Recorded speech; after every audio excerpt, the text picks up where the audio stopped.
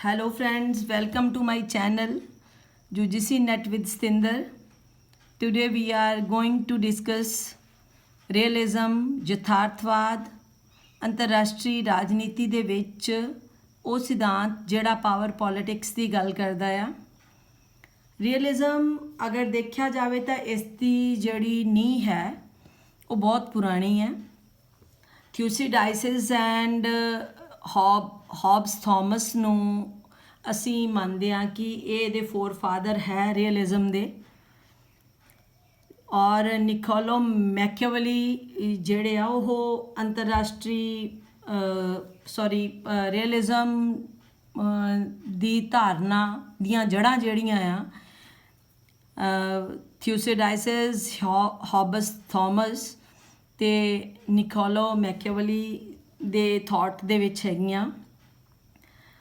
Actually ਜਦੋਂ ਅਸੀਂ ਆਈਡੀਅਲਿਜ਼ਮ ਦੀ study ਕਰਦੇ ਹਾਂ ਇੰਟਰਨੈਸ਼ਨਲ ਪੋਲਿਟਿਕਸ ਦੇ ਵਿੱਚ ਤਾਂ ਸਾਨੂੰ ਦੇਖਣ 'ਚ ਆਉਂਦਾ ਕਿ ਆਈਡੀਅਲਿਜ਼ਮ ਦਾ ਜਨਮ ਹੀ ਅੰਤਰਰਾਸ਼ਟਰੀ ਸ਼ਾਂਤੀ ਸਥਾਪਿਤ ਕਰਨ ਦੇ ਲਈ ਹੋਇਆ ਅਤੇ ਵੁਡਰੋ ਵਿਲਸਨ ਨੇ ਉਸ ਸਿਧਾਂਤ ਦੇ ਵਿੱਚ ਮੇਨ ਫੋਕਸ ਕੀਤਾ ਕਿ ਜੇ ਅੰਤਰਰਾਸ਼ਟਰੀ ਸ਼ਾਂਤੀ ਸਥਾਪਿਤ ਕਰਨੀ ਹੈ ਤਾਂ ਸਾਨੂੰ ਜਿਹੜੀ ਹੈ ਇੰਟਰਨੈਸ਼ਨਲ ਆਰਗੇਨਾਈਜੇਸ਼ਨ ਬਣਾਉਣੀਆਂ ਪੈਣਗੀਆਂ, ਅੰਤਰਰਾਸ਼ਟਰੀ ਕਾਨੂੰਨ ਜਿਹੜਾ ਆ ਉਸ ਦੀ ਸਹੀ ਸਥਾਪਨਾ ਕਰਨੀ ਪਏਗੀ ਔਰ ਨਾਲ ਦੀ ਨਾਲ ਡੈਮੋਕ੍ਰੇਸੀ ਜਿਹੜੀ ਆ ਉਹ ਇੱਕ ਮੇਨ ਪਿਲਰ ਰਹੇਗੀ, ਉਹ ਡੈਮੋਕ੍ਰੈਟਿਕ ਔਰ ਲਿਬਰਲ ਡੈਮੋਕ੍ਰੇਸੀ, ਜਿਹਦੇ ਨਾਲ ਬਹੁਤ ਸਾਰੀਆਂ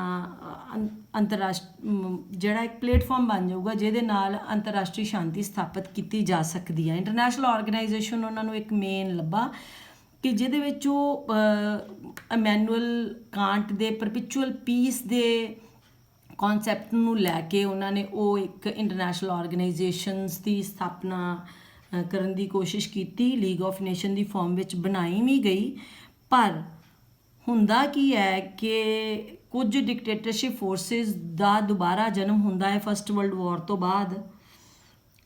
ਜਿਵੇਂ ਕਿ ਜਰਮਨ ਦੇ ਵਿੱਚ ਨਾਜ਼ੀਜ਼ਮ ਆਉਂਦਾ ਆ, ਇਟਲੀ ਵਿੱਚ ਫਾਸਿਜ਼ਮ ਆਉਂਦਾ ਆ, ਸਪੇਨ ਵਿੱਚ ਵੀ ਡਿਕਟੇਟਰਸ਼ਿਪ ਆ ਜਾਂਦੀ ਹੈ ਔਰ ਉਹ ਲੀਗ ਆਫ ਨੇਸ਼ਨ ਨੂੰ ਛੱਡ ਦਿੰਦੇ ਆ। ਜਾਪਾਨ ਵੀ ਛੱਡ ਦਿੰਦਾ, league of nation the membership ਨੂੰ ਤਿਆਗ ਦਿੰਦੇ ਆ। ਅਤੇ ਇਸੇ ਤਰ੍ਹਾਂ ਹੀ ਜਿਹੜੇ ਸੈਂਟਰਲ ਈਸਟਰਨ ਯੂਰਪ ਦੇ ਵਿੱਚ ਪੋਲੈਂਡ, ਹੰਗਰੀ, ਰੋਮਾਨੀਆ, ਯੂਗੋਸਲਾਵੀਆ, ਇਹ ਵੀ ਇਹਨਾਂ ਵਿੱਚ ਵੀ ਅਥੋਰੀਟੇਰੀਅਨ ਫਾਰਮ ਆਫ ਗਵਰਨਮੈਂਟਸ ਆ ਜਾਂਦੀਆਂ, ਜਿਹਦੇ ਨਾਲ ਉਹ ਲੀਗ ਆਫ ਨੇਸ਼ਨਸ ਦਾ ਉਹ ਮੈਂਬਰ ਨਹੀਂ ਰਹਿੰਦੇ ਔਰ ਉਹ ਜਿਹੜੀ ਡੈਮੋਕ੍ਰੈਟਿਕ ਸਿਵਲਾਈਜੇਸ਼ਨ ਦੀ ਗੱਲ ਕੀਤੀ ਸੀਗੀ ਵੁਡਰੋ ਵਿਲਸਨ ਨੇ, ਉਹ ਧਰੀ ਧਰਾਈ ਰਹਿ ਜਾਂਦੀ ਆ ਔਰ ਦੁਬਾਰਾ ਸੰਸਾਰ ਦੂਸਰੇ ਮਹਾਯੁੱਧ ਵਿੱਚ ਚਲਿਆ ਜਾਂਦਾ ਹੈ, ਜਿਹਦੀ ਗੱਲ ਕੀਤੀ ਗਈ ਸੀ ਕਿ world is mad, the whole world, Europe is mad, the whole world is mad. ਉਹ ਜਿਹੜਾ ਇੱਕ ਜ਼ੂ ਬਣਾਇਆ ਗਿਆ ਸੀ ਵੁਡਰੋ ਵਿਲਸਨ ਵੱਲੋਂ as the form of League of Nation, ਉਹ ਵਾਲਾ ਜ਼ੂ ਜਿਹੜਾ ਹੈ ਨਾ ਉਹ ਟੁੱਟ ਗਿਆ, ਤਬਾਹ ਹੋ ਗਿਆ ਔਰ ਇਹਦਾ ਪ੍ਰਭਾਵ ਇਹ ਪਿਆ ਕਿ ਸੈਕਿੰਡ ਵਰਲਡ ਵਾਰ ਹੋਇਆ ਔਰ ਉਹਦੇ ਵਿੱਚ ਲੱਖਾਂ ਲੋਕਾਂ ਦਾ ਦੁਬਾਰਾ ਇੰਨੀ ਲੱਖਾਂ ਲੋਕ ਮਾਰੇ ਗਏ, ਇੰਨੀ ਡੈਥ, ਇੰਨੀ ਡਿਸਟਰਕਸ਼ਨ ਦੁਬਾਰਾ ਹੋਈ, ਇੰਨੀਆਂ ਕੈਜੁਅਲਿਟੀਜ਼ ਹੋਈਆਂ। ਸੋ ਡੈਮੋਕ੍ਰੇਸੀ ਉੱਥੇ ਕੋਈ ਕੰਮ ਨਹੀਂ ਆਈ। ਤੋ ਉਹ at that point of time Woodrow Wilson ਦੇ ਇਸ ਥਾਟ ਦੇ ਅਗੇਂਸਟ ਇੱਕ ਨਵਾਂ ਥਾਟ ਆਉਂਦਾ ਹੈ, ਦੈਟ ਇਜ਼ ਰੀਅਲਿਜ਼ਮ। ਉਹਨੂੰ ਰੀਅਲਿਜ਼ਮ ਨੂੰ ਦਿੰਦੇ ਆ ਹਾਂਸੇ ਮੋਰਗੈਂਥਿਊ ਆਪਣੀ ਬੁੱਕ ਲਿਖਦੇ ਆ ਪੋਲਿਟਿਕਸ ਅਮੰਗ ਨੇਸ਼ਨ। ਉਹਦੇ ਵਿੱਚ ਉਹ ਗੱਲ ਕਹਿੰਦੇ ਆ ਕਿ ਜੇ ਤੁਸੀਂ ਅਸਲ ਦੇ ਵਿੱਚ ਇੰਟਰਨੈਸ਼ਨਲ ਰਿਲੇਸ਼ਨਸ ਦੀਆਂ ਸੱਚਾਈਆਂ ਲੱਭਣੀਆਂ ਹੈ ਤਾਂ ਉਹਦੇ ਵਿੱਚ ਸਾਨੂੰ ਤਰਕ ਨੂੰ ਬੜਾ ਧਿਆਨ ਵਿੱਚ ਰੱਖਣਾ ਪਊਗਾ ਅਤੇ ਨੈਤਿਕਤਾ ਦੀਆਂ ਲਾਈਨਸ ਦੇ ਨਾਲ ਅਸੀਂ ਅੰਤਰਰਾਸ਼ਟਰੀ ਰਾਜਨੀਤੀ ਦੀਆਂ ਸੱਚਾਈਆਂ ਨਹੀਂ ਲੱਭ ਸਕਦੇ। ਉਹ ਕਹਿੰਦੇ ਆ ਕਿ ਨੈਤਿਕਤਾ ਤੋਂ ਪਰਾਂ ਹੋ ਕੇ ਅਗਰ ਅਸੀਂ ਰਾਜਨੀਤੀ ਦਾ ਅਧਿਐਨ ਕਰਾਂਗੇ ਤਾਂ ਉਹ ਇੱਕ ਸਹੀ ਅਧਿਐਨ ਹੋਏਗਾ ਤਾਂ ਅਸੀਂ ਅੰਤਰਰਾਸ਼ਟਰੀ ਰਾਜਨੀਤੀ ਦੀਆਂ ਮੁੱਖ ਸਿਧਾਂਤਾਂ ਨੂੰ ਫੋਲੋ ਕਰ ਸਕਦੇ ਹਾਂ, ਮੁੱਖ ਸਿਧਾਂਤ, ਮੁੱਖ ਜਿਹੜੀਆਂ ਤੱਥਾਂ ਨੂੰ ਅਸੀਂ ਲੱਭ ਸਕਦੇ ਹਾਂ ਸੋ ਜੇ ਅਸੀਂ ਅੰਤਰਰਾਸ਼ਟਰੀ ਰਾਜਨੀਤੀ ਦੀ ਸੱਚਾਈ ਲੱਭਣੀ ਆ ਤਾਂ ਸਾਨੂੰ ਨੈਤਿਕਤਾ ਦਾ ਲੜ ਛੱਡਣਾ ਪਊਗਾ। ਤੋ ਇਸ ਕਰਕੇ ਉਹ ਵੀ ਜਿਹੜੇ ਆ ਉਹਨਾਂ ਦੇ 6 ਮੁੱਖ ਜਿਹੜੇ ਨੇ ਉਹ ਐਲੀਮੈਂਟ ਹੈ ਇਸ ਪ੍ਰਿੰਸੀਪਲ ਹੈ ਰੀਅਲਿਜ਼ਮ ਦੇ। ਉਹਨਾਂ ਦੇ ਅਕੋਰਡਿੰਗ ਜਿਹੜਾ ਹਿਊਮਨ ਨੇਚਰ ਸਭ ਤੋਂ ਫਸਟ ਪ੍ਰਿੰਸੀਪਲ ਹੈ ਰੀਅਲਿਜ਼ਮ ਦਾ, ਐਜ਼ ਜਿਵੇਂ ਕਿ ਯੂਟੋਪੀਅਨਿਜ਼ਮ ਦਾ ਸੀਗਾ ਕਿ ਮਨੁੱਖ ਦਾ ਜਿਹੜਾ ਸੁਭਾਅ ਆ ਬਹੁਤ ਚੰਗਾ ਨਹੀਂ ਆ। ਉਹਨਾਂ ਦੇ ਅਕੋਰਡਿੰਗ ਜਿਹੜਾ ਮਨੁੱਖ ਦਾ ਸੁਭਾਅ ਆ ਪੋਲੀਟਿਕਸ ਉੱਪਰ ਪ੍ਰਭਾਵ ਪਾਉਂਦਾ ਆ, ਕਿਉਂਕਿ ਪੋਲੀਟੀਕਲ ਨਿਰਣੇ ਜਿੰਨੇ ਵੀ ਲਏ ਜਾਂਦੇ ਆ ਉਹ ਰਾਜਨੀਤਿਕ ਨੇਤਾਵਾਂ ਵੱਲੋਂ ਲਏ ਜਾਂਦੇ ਆ। They are also human being. ਅਤੇ ਜਿਹੜਾ ਮਨੁੱਖ ਦਾ ਅਸਲ ਸੁਭਾਅ ਆ ਉਹ ਰਾਜਨੀਤੀ ਨੂੰ ਪ੍ਰਭਾਵਿਤ ਕਰਦਾ ਹੀ ਕਰਦਾ ਆ।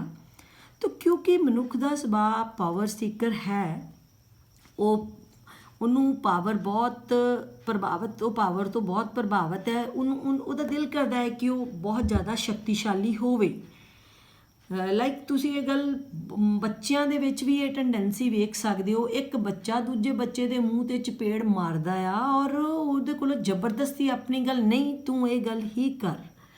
ਸੋ ਮਨੁੱਖ ਦਾ ਸੁਭਾਅ ਉਹਦੇ ਅਕੋਰਡਿੰਗ ਕੋਈ ਪੀਸ ਲਵਰ ਨਹੀਂ ਆ। ਮਨੁੱਖ ਇੱਕ ਪਾਵਰ ਸੀਕਰ ਹੈ, ਉਹ ਸੈਲਫਿਸ਼ ਹੈ। ਉਹ ਆਪਣੇ ਖੁਦ ਦੇ ਜਿਹੜੇ ਉਹਦੇ ਹੈਗੇ ਆ ਇੰਟਰਸਟ, ਉਹਨਾਂ ਨੂੰ ਲੈ ਕੇ ਚੱਲਦਾ। ਉਹਦੇ ਜਿਹੜੇ ਮਨੁੱਖ ਦੇ ਆਪਣੇ ਨਿੱਜੀ ਹਿੱਤ ਨੇ ਉਹਨਾਂ ਨੂੰ ਲੈ ਕੇ ਚੱਲਦਾ ਹੈ। ਅਤੇ ਜਿੱਥੇ ਕਿਤੇ ਮਨੁੱਖ ਦੇ ਨਿੱਜੀ ਹਿੱਤ ਜਿਹੜੇ ਆ ਉਹ ਪ੍ਰਭਾਵਿਤ ਹੁੰਦੇ ਆ ਕਿ ਉਹਦੇ ਡਿਸੀਜ਼ਨ ਦੇ ਨਾਲ ਉਹਨੂੰ ਲੱਗਦਾ ਹੈ ਕਿ ਉਹਦੇ ਨਿੱਜੀ ਹਿੱਤਾਂ ਨੂੰ ਨੁਕਸਾਨ ਹੋ ਰਿਹਾ ਆ, ਕੋਈ ਕਿਸੇ ਜਗ੍ਹਾ 'ਤੇ ਕੋਈ ਪਰੇਸ਼ਾਨੀ, ਤਾਂ ਇਸ ਕਰਕੇ ਮਨੁੱਖ ਉਹ ਕੰਮ ਕਦੇ ਵੀ ਨਹੀਂ ਕਰਦਾ ਕਿ ਜਿਹਦੇ ਨਾਲ ਉਹਦੇ ਆਪਣੇ ਨਿੱਜੀ ਹਿੱਤਾਂ ਨੂੰ ਨੁਕਸਾਨ ਹੁੰਦਾ ਹੋਵੇ। ਸੋ ਮਨੁੱਖ ਦੇ ਜਿੰਨੇ ਐਕਸ਼ਨ ਹੈ ਉਹ ਪ੍ਰਭਾਵਿਤ ਹੁੰਦੇ ਆ, ਜਾਂ ਤਾਂ ਉਹ ਆਪਣੇ ਆਪ ਨੂੰ ਸ਼ਕਤੀਸ਼ਾਲੀ ਬਣਾਉਣ ਦੇ ਲਈ ਕਾਰਜ ਕਰ ਰਿਹਾ ਹੁੰਦਾ ਹੈ ਔਰ ਉਹ ਆਪਣੇ ਜਿਹੜੇ ਨਿੱਜੀ ਹਿੱਤਾਂ ਤੋਂ ਪ੍ਰੇਰਿਤ ਹੋ ਕੇ ਕਾਰਜ ਕਰ ਰਿਹਾ ਹੈ। ਉਹ ਈਗੋਇਸਟਿਕ ਹੈ, ਉਹ ਆਪਣੀ ਹਿੰਡ ਨੂੰ ਪਗਾਉਂਦਾ ਹੈ। ਤਾਂ ਉਹ ਚਾਹੁੰਦਾ ਹੈ ਕਿ ਕਦੀ ਵੀ ਉਹਦੀ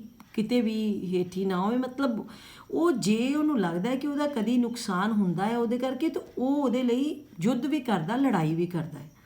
ਤੋ ਇਸ ਕਰਕੇ ਇਹ ਹੈ ਬੇਸਿਕ ਮਨੁੱਖ ਦੀ ਨੇਚਰ, ਜਿਹੜੀ ਕਿ ਬਿਲਕੁਲ ਉਲਟ ਦੱਸੀ ਜਾ ਰਹੀ ਹੈ ਜਿਹੜੀ ਯੂਟੋਪੀਅਨਿਜ਼ਮ ਨੇ ਜਾਂ ਆਈਡੀਅਲਿਜ਼ਮ ਨੇ ਕਦੀ ਦੱਸੀ ਸੀ।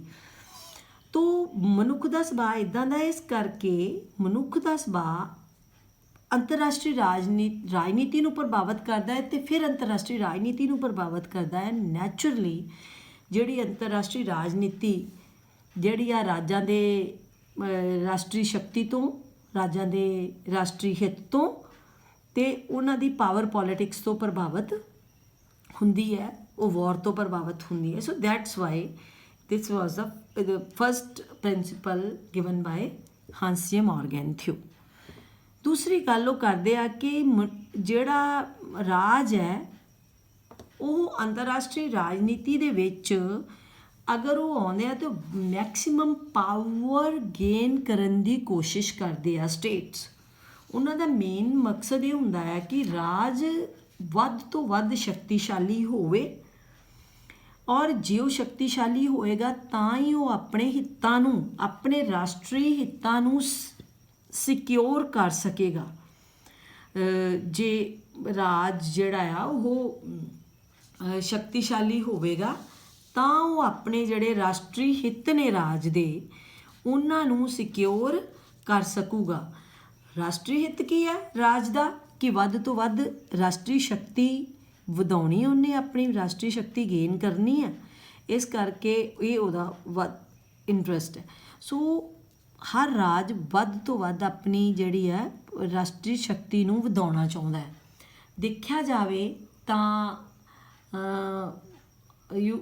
you can see in the form of China ਅਗਰ 1962 ਦੇ ਵਿੱਚ ਭਾਰਤ 'ਤੇ ਹਮਲਾ ਕਰ ਰਿਹਾ ਹੈ, ਉਹਦਾ ਕੋਸ਼ਿਸ਼ ਕੀ ਹੈ ਕਿ ਜਿੰਨੀ ਮੈਂ ਭਾਰਤ ਦੀ ਲੈਂਡ ਨੂੰ ਆਕੂਪਾਈ ਕਰ ਲਊਂਗਾ, ਮੇਰੇ ਲਾਗੇ ਇੱਕ ਨਵਾਂ ਆਜ਼ਾਦ ਹੋਇਆ ਮੁਲਕ ਉੱਭਰ ਰਿਹਾ ਹੈ ਅਤੇ ਜੇ ਇਹਦੇ ਉੱਪਰ ਮੇਰਾ ਕੰਟਰੋਲ ਸਥਾਪਿਤ ਹੋ ਗਿਆ, ਇਹਨੇ ਮੇਰੀ ਇੱਕ ਵਾਰੀ ਪ੍ਰਭੂ ਸੱਤਾ ਨੂੰ ਸਵੀਕਾਰ ਕਰ ਲਿਆ, ਤਾਂ ਨੈਚੁਰਲੀ ਜਿਹੜਾ ਆ ਬਾਅਦ ਵਿੱਚ ਮੇਰਾ ਇਹਦੇ 'ਤੇ ਪ੍ਰਭਾਵ ਪਾਉਣਾ ਬਹੁਤ ਈਜ਼ੀ ਹੋ ਜਾਊਗਾ। ਅਤੇ ਨੈਚੁਰਲੀ ਰਾਜ ਜਿਹੜੇ ਆ ਉਹ ਉਹਨਾਂ ਦਾ ਮੁੱਖ ਮਕਸਦ ਕੀ ਆ, ਵੱਧ ਤੋਂ ਵੱਧ ਰਾਸ਼ਟਰੀ ਸ਼ਕਤੀ ਆਪਣੀ ਵਧਾਉਣੀ ਤੇ ਆਪਣੇ ਸਿਕਿਉਰਿਟੀ, ਆਪਣੇ ਦੇਸ਼ ਦੀ ਸੁਰੱਖਿਆ ਨੂੰ ਕਾਇਮ ਰੱਖਣਾ। ਜਿੰਨੇ ਰਾਜ ਦੇ ਡਿਸੀਜ਼ਨ ਆ ਉਹ ਜਿਹੜੇ ਆ ਉਹ ਪ੍ਰਭਾਵਿਤ ਹੁੰਦੇ ਨੇ ਉਹਦੇ ਰਾਸ਼ਟਰੀ ਹਿੱਤਾਂ ਤੋਂ, ਜਿਹੜੇ ਉਹ ਰਾਸ਼ਟਰੀ ਹਿੱਤ ਹੁੰਦੇ ਆ। ਸੋ ਜਦੋਂ ਰਾਜ ਅੰਤਰਰਾਸ਼ਟਰੀ ਪੱਧਰ 'ਤੇ ਕੋਈ ਵੀ ਐਕਸ਼ਨ ਲੈਂਦਾ ਹੈ ਜਾਂ ਕੋਈ ਸੰਬੰਧ, ਅੰਤਰਰਾਸ਼ਟਰੀ ਸੰਬੰਧ, ਚਾਹੇ ਉਹ ਆਰਥਿਕ ਸੰਬੰਧ ਹੈ, ਚਾਹੇ ਉਹ ਰਾਜਨੀਤਿਕ ਸੰਬੰਧ ਹੈ, ਉਹ ਸੰਬੰਧ ਬਣਾਉਣ ਦੇ ਸਮੇਂ ਰਾਜ ਮੋਰੈਲਿਟੀ ਤੇ ਐਥਿਕਸ ਦੀ ਭੋਰਾ ਵੀ ਪਰਵਾਹ ਨਹੀਂ ਕਰਦਾ। ਉਹਦੇ ਲਈ ਮੋਰੈਲਿਟੀ ਤੇ ਐਥਿਕਸ ਜ਼ੀਰੋ ਹੈ, ਕਿਉਂਕਿ ਜੇ ਮੋਰੈਲਿਟੀ ਤੇ ਐਥਿਕਸ ਰਾਜ ਦੀ ਰਾਸ਼ਟਰੀ ਸ਼ਕਤੀ ਨੂੰ ਵਧਣ ਤੋਂ ਰੋਕਦੇ ਆ ਤੇ ਰਾਜ ਦੇ ਰਾਸ਼ਟਰੀ ਹਿੱਤਾਂ ਨੂੰ ਨੁਕਸਾਨ ਪਹੁੰਚਾ ਰਹੇ ਆ ਤੇ ਉਹਨਾਂ ਦੇ ਲਈ ਮੋਰੈਲਿਟੀ ਤੇ ਐਥਿਕਸ ਜ਼ੀਰੋ ਹੈ।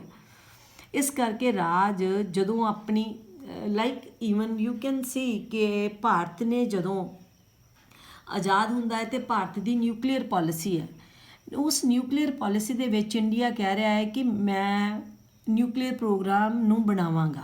ਜਦੋਂ ਭਾਰਤ ਆਜ਼ਾਦ ਹੁੰਦਾ ਹੈ ਕਿ ਮੈਂ ਨਿਊਕਲੀਅਰ ਪ੍ਰੋਗਰਾਮ ਬਣਾਵਾਂਗਾ ਔਰ ਮੈਂ ਨਿਊਕਲੀਅਰ ਨੂੰ ਐਨਰਜੀ ਗੇਨ ਕਰਾਂਗਾ। 1974 ਦੇ ਵਿੱਚ ਪੋਖਰਨ ਦੇ ਵਿੱਚ ਭਾਰਤ ਡਿਕਲੇਅਰ ਕਰ ਦਿੰਦਾ ਹੈ ਕਿ ਮੈਂ ਆਪਣੀ ਰਾਸ਼ਟਰੀ ਸ਼ਕਤੀ ਗ੍ਰਹਿਣ ਕਰ ਜਿਹੜੀ ਪਰਮਾਣੂ ਸ਼ਕਤੀ ਹੈ ਉਹ ਮੈਂ ਗ੍ਰਹਿਣ ਕਰ ਲਈ ਹੈ, ਹੁਣ ਮੈਂ ਡਿਵੈਲਪ ਕਰ ਲਈ ਹੈ ਪਰਮਾਣੂ ਸ਼ਕਤੀ, ਔਰ ਦੁਨੀਆ ਨੂੰ ਦੱਸ ਦਿੰਦਾ ਹੈ ਕਿ ਮੈਂ ਹੁਣ ਇੱਕ ਪਰਮਾਣੂ ਬਣਾਉਣ ਦੇ ਸક્ષਮ ਰਾਜ ਹੈ।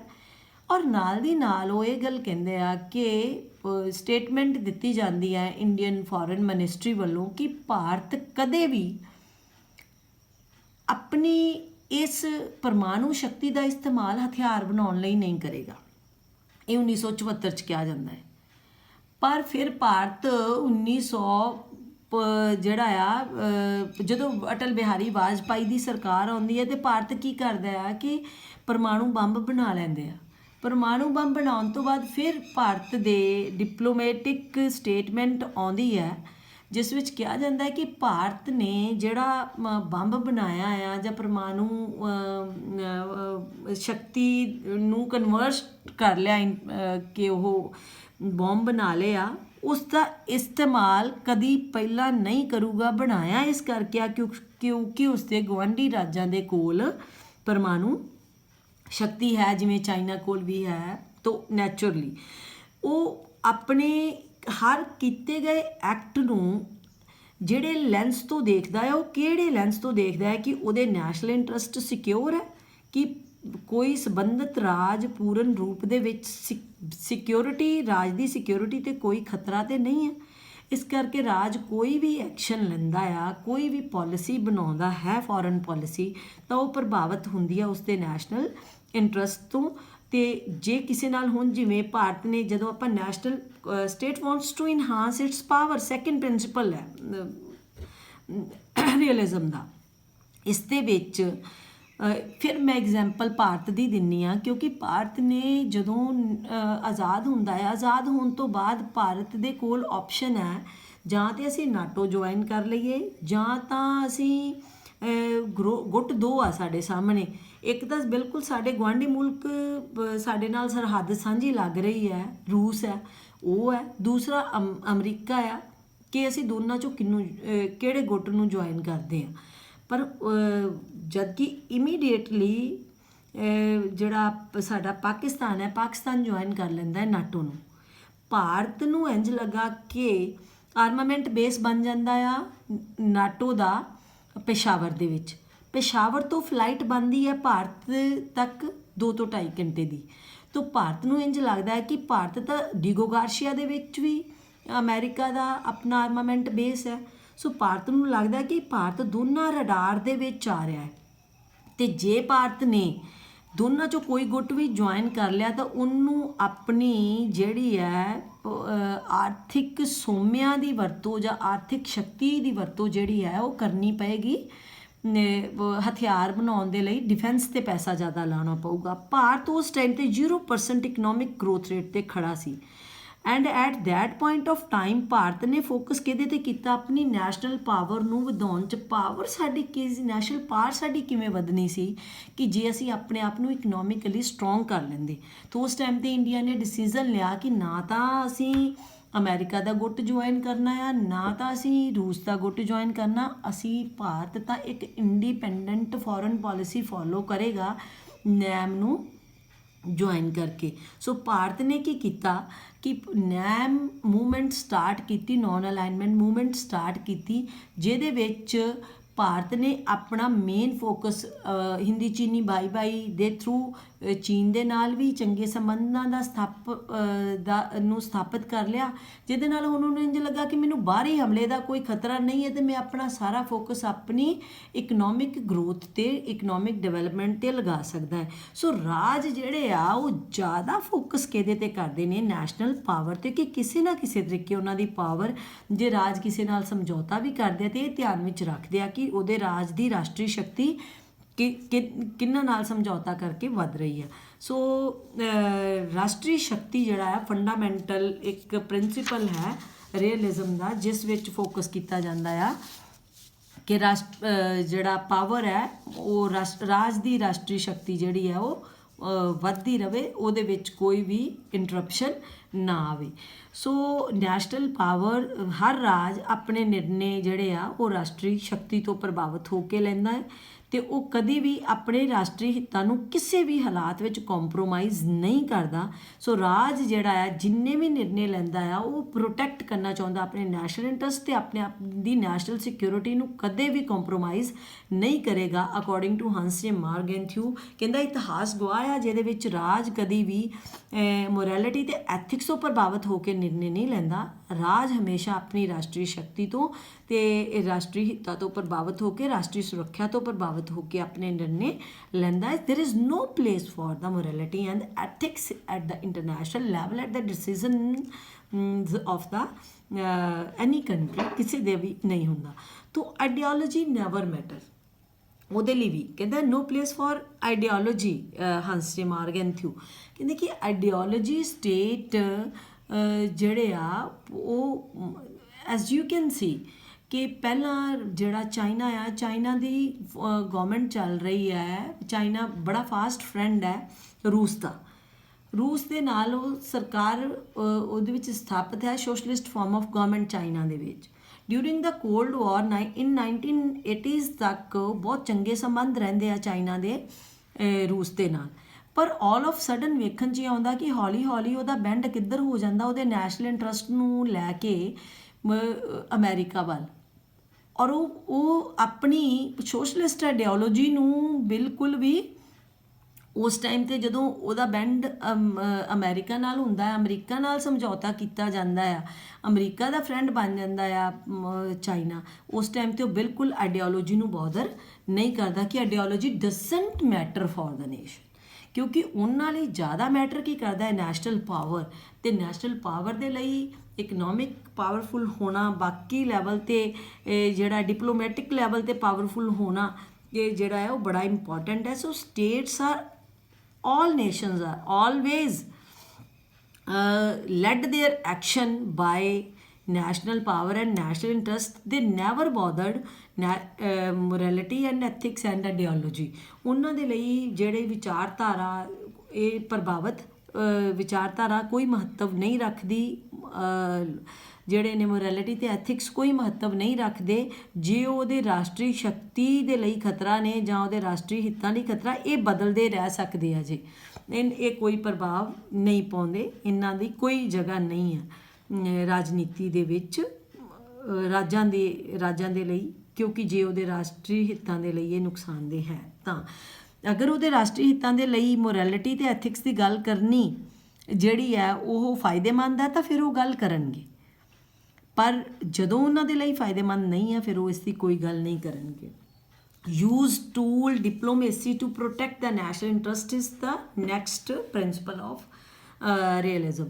ਉਹ ਇਹ ਗੱਲ ਮੰਨਦੇ ਆ ਕਿ ਰਾਜ ਜਿਹੜੇ ਆ ਉਹ ਡਿਪਲੋਮੇਸੀ ਐਜ਼ ਵੀ ਆਲ ਨੋ ਕਿ ਇੱਕ ਉਹ ਟੂਲ ਹੈ ਜਿਹਦੇ ਵਿੱਚ ਮੰਨਿਆ ਜਾਂਦਾ ਹੈ ਕਿ this is a wooden iron on the dry water. तो ड्राई वाटर ਦੇ ਉੱਪਰ ਜਿਹੜੀ ਵੁਡਨ ਆਇਰਨ ਹੈ ਨਾ ਤਾਂ ਕਦੀ ਪਾਣੀ ਨੇ ਸੁੱਕਣਾ ਆ ਨਾ ਕਦੀ ਜਿਹੜਾ ਆ ਲੱਕੜ ਦੀ ਪ੍ਰੈਸ ਹੋ ਸਕਦੀ ਆ। ਸੋ ਜਿਹੜੇ ਰਾਜ ਦੇ ਰਾਜਨੀਤਿਕ ਨੇਤਾ ਹਨ, ਇੰਟਰਨੈਸ਼ਨਲ ਸਪੋਕਸਮੈਨ ਹਨ ਦੇ, ਉਹ ਜੋ ਕਹਿੰਦੇ ਆ ਉਹ ਨਹੀਂ ਕਰਦੇ, ਜੋ ਕਰਦੇ ਆ ਉਹ ਨਹੀਂ ਕਹਿੰਦੇ। ਸੋ ਉਹਨਾਂ ਦੀ ਰਾਜ ਡਿਪਲੋਮੇਸੀ ਜਿਹੜੀ ਆ ਉਹ ਇਹੀ ਗੱਲ ਕਹਿੰਦੀ ਆ ਕਿ ਜੇ ਉਹਨਾਂ ਦੇ ਨੈਸ਼ਨਲ ਇੰਟਰਸਟ ਦੇ ਹਿੱਤ ਵਿੱਚ ਇਹ ਚੀਜ਼ ਨਹੀਂ ਆ ਕਿ ਡਿਸਕਲੋਜ਼ ਕਰਨੀਆਂ ਉਹਨਾਂ ਦੀਆਂ ਨੈਸ਼ਨਲ ਪੋਲਿਸੀਜ਼, ਉਹ ਕਦੇ ਵੀ ਡਿਸਕਲੋਜ਼ ਨਹੀਂ ਕਰਦੇ। ਹੁਣੇ ਹੀ ਆਪਾਂ ਗੱਲ ਕੀਤੀ ਆ ਚਾਈਨਾ ਦੀ। ਚਾਈਨਾ ਜਦੋਂ ਅਮਰੀਕਾ ਦੇ ਇੰਨੀਆਂ ਨਜ਼ਦੀਕੀਆਂ ਵੱਧ ਰਹੀਆਂ ਸੀ, ਚਾਈਨਾ ਵੱਲੋਂ ਅਧਿਕਾਰਿਕ ਤੌਰ 'ਤੇ ਪਹਿਲਾਂ ਕੋਈ ਵੀ ਇਹ ਜਿਹੜੀ ਆ ਉਹ ਸਟੇਟਮੈਂਟ ਨਹੀਂ ਦਿੱਤੀ ਗਈ। ਜਦੋਂ ਸਮਝੌਤਾ ਹੋ ਗਿਆ, ਸਭ ਕੁਝ ਹੋ ਗਿਆ, ਤਾਂ ਦੁਨੀਆ ਨੂੰ ਪਤਾ ਲੱਗ ਗਿਆ। ਜਿਵੇਂ ਹੁਣ ਚਾਈਨਾ ਨੇ ਪਹਿਲਾਂ ਭਾਰਤ ਦੇ ਜਿਹੜੇ ਕੁਝ ਹਿੱਸੇ ਨੂੰ, ਜਦੋਂ 62 ਦੀ ਵਾਰ ਹੁੰਦੀ ਆ, ਕੁਝ ਹਿੱਸੇ ਨੂੰ ਉਹਨਾਂ ਨੇ ਕੀ ਕੀਤਾ ਕਿ ਕੈਪਚਰ ਕਰ ਲੈਂਦਾ ਹੈ, ਅਤੇ ਭਾਰਤ ਦੇ ਟੈਲੀਫੋਨਿਕਲੀ ਕਾਲਸ 'ਤੇ ਭਾਰਤੀ ਨੇਤਾਵਾਂ ਵੱਲੋਂ ਪੁੱਛੇ ਜਾਣ 'ਤੇ ਵੀ ਚਾਈਨਾ ਹਮੇਸ਼ਾ ਕਹਿੰਦਾ ਨਹੀਂ ਜੀ, ਇਹ ਤਾਂ ਮੈਪ ਮੇਰੇ ਵੱਲੋਂ ਸ਼ੋਅ ਹੀ ਨਹੀਂ ਕੀਤਾ ਗਿਆ, ਜਿਹਦੇ ਵਿੱਚ ਚਾਈਨੀਜ਼ ਗਵਰਨਮੈਂਟ ਵੱਲੋਂ ਨਹੀਂ, ਕਿਸੇ ਪ੍ਰਾਈਵੇਟ ਏਜੰਸੀ ਵੱਲੋਂ ਮੈਪ ਸ਼ੋਅ ਕੀਤਾ ਗਿਆ। ਤਾਂ ਉਹ ਡਿਪਲੋਮੈਟਿਕ ਵੇ ਯੂਜ਼ ਕਰਦੇ ਰਹੇ ਕਿ ਜਿਹਦੇ ਵਿੱਚ ਭਾਰਤ ਨੂੰ ਇਹ ਸ਼ੱਕ ਨਾ ਪਵੇ ਕਿ ਜਿਹੜਾ ਏਰੀਆ ਸ਼ੋਅ ਕੀਤਾ ਜਾ ਰਿਹਾ ਹੈ ਉਹ ਚਾਈਨੀਜ਼ ਗਵਰਨਮੈਂਟ ਵੱਲੋਂ ਸ਼ੋਅ ਕੀਤਾ ਜਾ ਰਿਹਾ ਹੈ। ਅਤੇ ਜਦੋਂ ਭਾਰਤ ਖੁਦ ਨੈਮ ਜੁਆਇਨ ਕਰ ਲੈਂਦਾ ਆ, ਔਰ ਨੈਮ ਨੋਨ ਅਲਾਈਨਮੈਂਟ ਮੂਵਮੈਂਟ ਦੇ ਈਵਨ ਕਿ ਭਾਰਤ ਨੇ ਇਹ ਗੱਲ ਕਲੀਅਰ ਕਰ ਦਿੱਤੀ ਕਿ ਭਾਰਤ ਨਾ ਤਾਂ ਰੂਸ ਦੇ ਹੱਥ ਨੂੰ ਜੁਆਇਨ ਕਰੇਗਾ ਗੋਟਨੂ ਵਾਰਸਾ ਪੈਕਟ ਨੂੰ, ਨਾ ਭਾਰਤ ਜੁਆਇਨ ਕਰੇਗਾ ਨਾਟੋ ਜਾਂ ਸੀਟੋ ਨੂੰ। ਪਰ at that point of time ਨੈਮ 'ਚ ਪਾਰ ਚੱਲ ਰਿਹਾ, ਪਰ ਫਿਰ ਵੀ ਭਾਰਤ 1971 ਦੇ ਵਿੱਚ ਰੂਸ ਦੇ ਨਾਲ ਇੱਕ 20 ਈਅਰ ਫਰੈਂਡਸ਼ਿਪ ਟ੍ਰੀਟੀ ਸਾਈਨ ਕਰਦਾ ਹੈ। That is part of Indian diplomacy. ਤੋਂ ਭਾਰਤ ਦੇ ਕੰਮ ਵੀ ਆਉਂਦੀ ਹੈ ਬਾਅਦ ਵਿੱਚ, ਜਦੋਂ 1971 ਦੇ ਵਿੱਚ ਪਾਕਿਸਤਾਨ ਅਟੈਕ ਕਰਦਾ ਹੈ ਇੰਡੀਆ 'ਤੇ, ਪਾਕਿਸਤਾਨ ਦੀ ਮਦਦ ਵਾਸਤੇ ਅਮਰੀਕਾ ਆਉਂਦਾ ਹੈ 7 ਸੀਜ਼ ਲੈ ਕੇ ਭਾਰਤ ਦੇ ਸਮੁੰਦਰੀ ਤੱਟਾਂ 'ਤੇ। ਅਤੇ ਉਸ ਟਾਈਮ 'ਤੇ ਰੂਸ ਫਿਰ ਸਾਡੀ ਮਦਦ ਲਈ ਆਉਂਦਾ ਵੀ ਆ, ਔਰ ਰੂਸ ਨੇ ਉਸ ਟਾਈਮ 'ਤੇ ਭਾਰਤ ਦੀ ਮਦਦ ਵੀ ਕੀਤੀ। ਸੋ ਡਿਪਲੋਮੇਸੀ ਯੂਜ਼ ਕੀਤੀ ਜਾਂਦੀ ਹੈ ਹਰ ਰਾਜਾਂ ਵੱਲੋਂ ਆਪਣੇ ਨੈਸ਼ਨਲ ਇੰਟਰਸਟ ਨੂੰ ਪ੍ਰੋਟੈਕਟ ਕਰਨ ਦੇ ਲਈ। ਤੋ ਜਿਹੜੀ ਫੋਰਨ ਪੋਲਿਸੀ ਹੈ ਉਹ this is a part of diplomacy ਕਿ ਫੋਰਨ ਪੋਲਿਸੀ ਜਿਹੜੀ ਹੈ ਬਦਲਦੀ ਰਹਿੰਦੀ ਹੈ। ਕਈ ਵਾਰੀ ਸਮੇਂ ਅਤੇ ਸਥਿਤੀਆਂ ਦੇ ਅਨੁਸਾਰ ਡਿਟਰਮਿਨ ਕਰਦੀ ਹੈ ਕਿ ਕਿਹੜਾ ਮੁਲਕ ਕਿਹੜੀ ਪੋਲਿਸੀ ਨੂੰ ਆਪਟ ਕਰੇਗਾ। ਫੋਰਨ ਪੋਲਿਸੀ ਇੱਕ ਟੂਲ ਹੈ ਉਹਨਾਂ ਦੇ ਕਰਨ ਲਈ। ਜੇ ਆਪਣੇ ਨੈਸ਼ਨਲ ਇੰਟਰਸਟ ਨੂੰ ਪ੍ਰੋਟੈਕਟ ਕਰਨ ਲਈ ਰਾਜ ਨੂੰ ਕਦੀ ਵਾਰ ਵੀ ਕਰਨੀ ਪੈਂਦੀ ਹੈ ਤਾਂ ਰਾਜ ਕਦੀ ਪਰਵਾਹ ਨਹੀਂ ਕਰਦੇ ਯੁੱਧ ਕਰਨ ਤੋਂ ਵੀ। ਰਾਜ ਦੇ ਲਈ ਸ਼ਾਂਤੀ ਕੋਈ ਮਹੱਤਵਪੂਰਨ ਨਹੀਂ ਆ ਜੇ ਰਾਜਾਂ ਦੇ ਰਾਸ਼ਟਰੀ ਸ਼ਕਤੀ ਅਤੇ ਰਾਸ਼ਟਰੀ ਹਿੱਤਾਂ ਦੇ ਲਈ ਕੋਈ ਖਤਰਾ ਪੈਦਾ ਹੁੰਦਾ ਹੈ। ਸੋ ਇਸ ਕਰਕੇ ਰਾਜ ਜਿਹੜੇ ਆ ਉਹ ਆਪਣੀ ਐਕਸ਼ਨ ਜਿਹੜੇ ਆ ਉਹ ਹਰ ਸਟੇਟ ਦਾ ਐਕਸ਼ਨ ਪ੍ਰਭਾਵਿਤ ਹੁੰਦਾ ਹੈ, ਉੱਥੋਂ ਦੀ ਰਾਸ਼ਟਰੀ ਸ਼ਕਤੀ ਰਾਸ਼ਟਰੀ ਹਿੱਤਾਂ ਤੋਂ ਪ੍ਰਭਾਵਿਤ ਹੁੰਦਾ ਹੈ। So diplomacy as a tool use ਕੀਤਾ ਜਾਂਦਾ ਹੈ। ਫੋਰਨ ਪੋਲਿਸੀ ਇੱਕ ਤਰੀਕੇ ਹੈ, ਇੱਕ ਟੂਲ ਹੈ ਰਾਜਾਂ ਦੇ ਕੋਲ, ਜਿਨ੍ਹਾਂ ਰਾਹੀਂ ਉਹਨਾਂ ਨੇ ਆਪਣੀ ਰਾਸ਼ਟਰੀ ਹਿੱਤਾਂ ਅਤੇ ਸੁਰੱਖਿਆ ਨੂੰ ਸੁਰੱਖਿਅਤ ਰੱਖਣਾ ਹੈ, ਪ੍ਰੋਟੈਕਟ ਕਰਨਾ ਹੈ ਅਤੇ ਰਾਸ਼ਟਰੀ ਸ਼ਕਤੀ ਨੂੰ ਵਧਾਉਣਾ ਹੈ।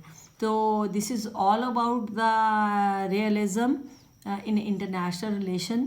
ਜੇ ਤੁਹਾਨੂੰ ਇਹ ਵੀਡੀਓ ਬਹੁਤ ਚੰਗੀ ਲੱਗਦੀ ਹੈ ਤਾਂ kindly share, subscribe and like my channel. Thank you very much.